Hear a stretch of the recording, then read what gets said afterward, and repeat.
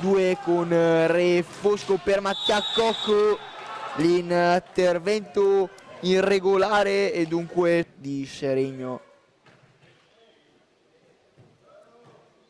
Parte Pasquale, finta la parata di Reggio, dunque la finta di Pasquale lo ancora Mattia Cocco, il rovescio, la deviazione di Lazzari per Lazzari, poi il taglio, la gran palla, inventa Gioele Lazzari, finalizza Capitan Piazza e dunque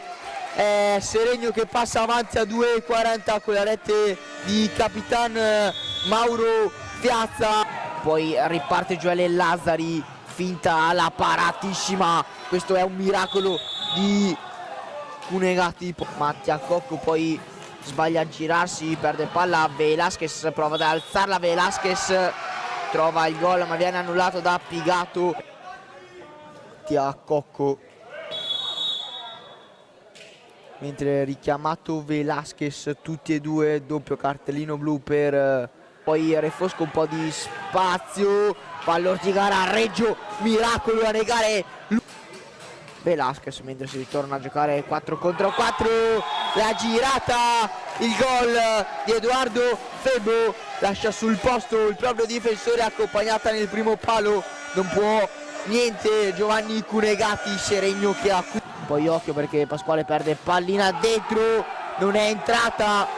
pallina che sbatte sull'incrocio, non è gol, mentre protesta ancora Mattia Cocco,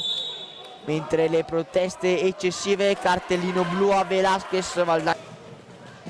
in velocità, supera Febbo, Crosara, dentro il gol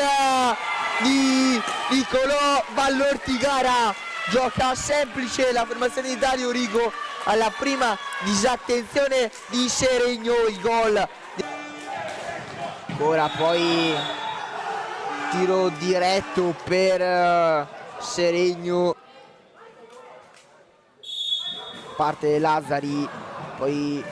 Lazzari, la parata sulla respinta, il gol che fa esultare anche i sostenitori venuti da Seregno, il gol di è ancora 1-3 con Crosara per Nicolò Vallortigara, prima lo fa di piatto, poi gli rovescio, 2-3 Valdagno con ancora la deviazione sotto porta, va Cocco, Re Fosco sbaglia la passaggio, occhio perché Tremolada e Lazzari, poi il gol di Gioele Lazzari che a 1,42 forse mette la parola fine a questo incontro, la conclusione che non lascia scampo.